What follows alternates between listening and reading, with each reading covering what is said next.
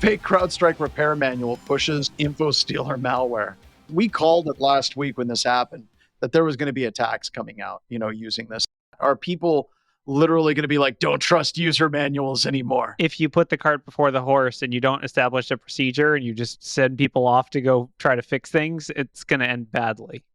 You have to have a plan for how IT people are going to fix things and not just have every individual person Googling how to fix CrowdStrike blue screen. Is this, in fact, a security incident? And the two breakdowns were, yes, this impacts in the CIA triad, confidentiality, integrity, and availability.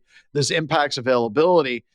And then there's a bunch of people who are like, well, we don't treat every single random DOS or failure as a security incident. And then there was questions of whether or not intent was part of a security incident. I would not claim this as malicious.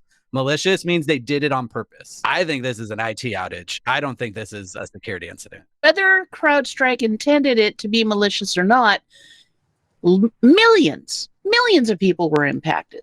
So I would say it's still a security incident. If we take the spirit of what a security incident is, aka an impact to availability, or integrity or whatever, I think it is a security incident. I think if you take the legal definition of a security incident, then no. I don't think we've ever in the history of computing had an event lead to so many different breaches or incidents. Because yes, this is absolutely being used by malicious attackers to launch additional attacks. I like to say that engineers and handlers don't declare a breach. A breach is declared by the attorneys or the incident commander. Kelly is 100% correct. When you're working a potential incident, never, ever put the word breach in an email until it has been declared by people who have the authorization to do so. Because if you're working something and then all of a sudden, like a line analyst says, I think we have a breach, this is a breach, that is something that can come back to haunt you later on in legal proceedings. Multi-factor authentication is not enough to protect cloud data.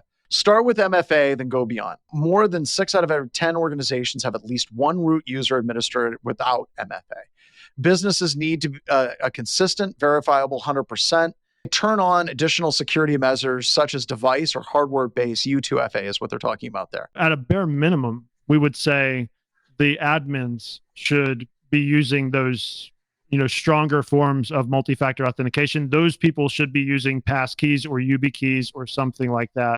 Use access control lists to limit authorized IP addresses. Salesforce Cloud, Oracle Cloud Services, Snowflake, all those things are cloud products. They don't always have logs and they don't always have IP whitelisting capabilities. What the more secure companies are doing is they're basically requiring you to enroll with MDM.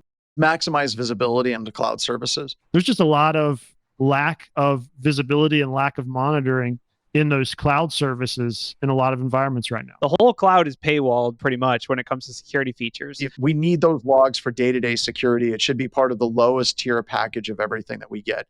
You shouldn't be like holding, security over someone's head for more money. Check your third parties. Data pilfered from Pentagon IT supplier Leidos. Leidos data was compromised through a company by the name of Diligent Corporation. Diligent Corporation appears to have been breached from a company by the name of Steel Compliance Solutions. So, the degrees of Kevin Bacon? This is that, but for breaches. The 6 degrees of a breach.